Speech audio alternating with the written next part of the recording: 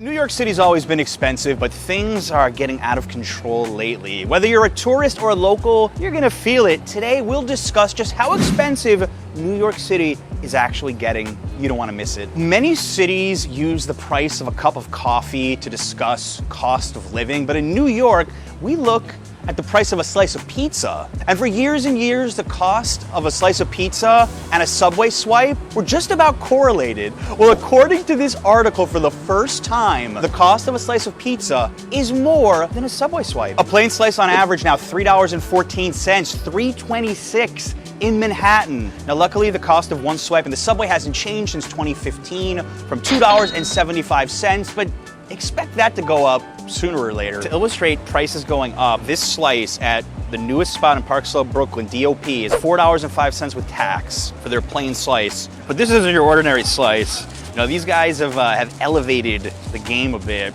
Fresh ingredients. I've already been to this place. Amazing. I'm not complaining about spending $4 on this slice.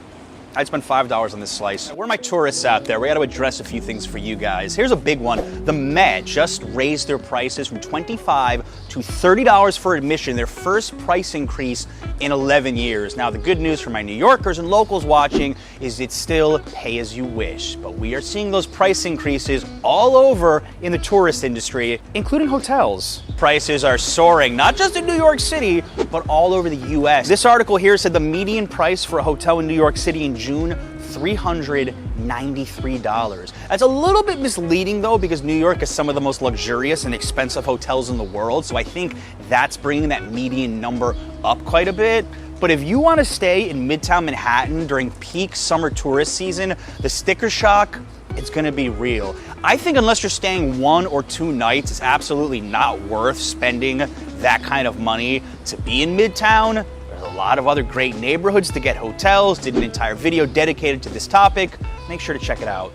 Sign number 5, you're in Park Slope. Strollers parked everywhere. Don't think I forgot about flight prices. This is a bigger issue for my international viewers watching than my domestic viewers, but due to rising fuel costs, increased demand, specifically for the summer of 2022, flying here from overseas is gonna cost you. I looked up these costs from London, one of our nearest European cities, and it's tough to fly round trip to New York from London for under $1,000 in July or August. Who's moving to New York right now? We have talked time and time again on the channel about the insane rental prices. Well, they're not getting any better. All right, I've got some sobering statistics. In May, the median price for a Manhattan apartment was $4,000 a month, with 1 in 5 of them ending in bidding wars, which is something I never saw when I was looking for apartments pre-pandemic. What it used to be was the best applicant simply got the apartment. Now it's the applicant who's willing to bid $200 or $300 over asking price.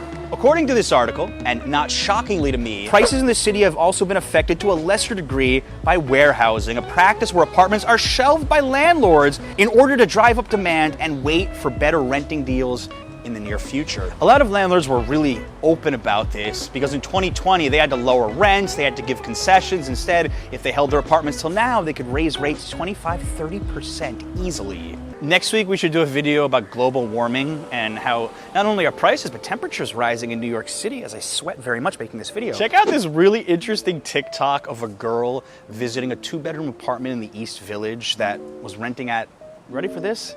$8,000 a month. So here we are apartment hunting. This was a 2-bed, 2-bath in the East Village. This was listed at $8,000, which is absurd. I mean, it's a nice apartment, but not that nice. The living room is a good size and you get good light, but keep in mind there's no room for bar stools. I'm curious if that place actually got rented. And tell me where you're watching, have rents gone up as well? I saw this interesting post on Reddit, Ask NYC.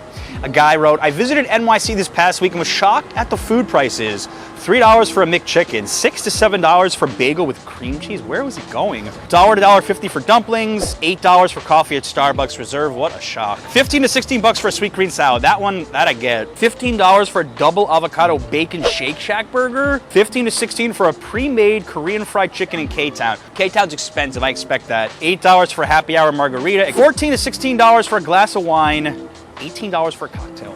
Organic blueberries, $5.99. Organic raspberries, blackberries, $4.99. Organic's expensive, $2.99. Also seen worse. $4.29 for a dozen eggs here. Ben's telling me in Queens that's like $2.50. This stuff has gone up in the last couple of weeks.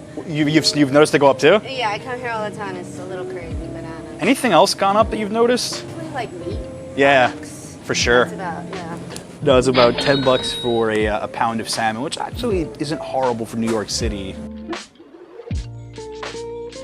In a world of expensive things, $29.99 for 50 beers. Oh, I did it right this time. Thank you. You know, when I first moved to New York, I barely saw any bubble tea places. $7, passion fruit with boba. $7 in Park Slope. It's expensive. This is really good though. Hot day like this, fresh passion fruit tea, $7. All right, you win. I know the guy on Reddit was complaining about the cost of cocktails and happy hour as well. Here's my best tip for you on that. Midtown Manhattan has some of the best happy hour deals. Rudy's, a $5 special, beer, shot, and a free hot dog. I still think that's one of New York's best happy hour deals right there, tourist or local. All right, let's talk gas prices. I know I'm preaching to the choir here. Average cost of gas in New York County, that's Manhattan, $5.36. Some of my California viewers are probably laughing right now as I saw the most expensive gas station in the country is in Mendocino, California at almost $10 a gallon. The only good thing about New York is most tourists don't bring their cars. Only about 50% of New Yorkers even own a car, and 75% of residents of Manhattan are carless. Not as big an issue here, but we're definitely still feeling it. And I'm curious, Ben, what's it like being a car owner right now in New York City? Tell us. So having a car in New York City right now, you know, it's a big of that's pretty much describes it. You're right, gas is high. Tolls, actually, I just got an email from Easy Pass. They're upping their rates, even though it's just a few cents, you know, after a couple of drives, it does make a difference. The only flip side is less people are driving, so it's easier to park, and I haven't gotten a parking ticket yet. Which is a miracle for you. Because less people are driving. I mean, you know, you gotta have some positive and a little bit, you know, in weathers like this. Wait, so gas prices up, but tickets down, so it's actually a win for you. Yeah, it's a solid win-lose. Win-win. Gotcha. I just want to go on the record and say that prices are up. Yes, things are getting expensive, but I'm not blaming the New York City business owners because with the cost of goods up, in most cases, they really have no choice but to raise prices. After cost of living, something I'm constantly asked about living in New York is crime and staying safe. Well, in this video right here, we address that very topic, give you a lot of good suggestions about how to avoid dangerous situations in the Big Apple. You don't want to miss this.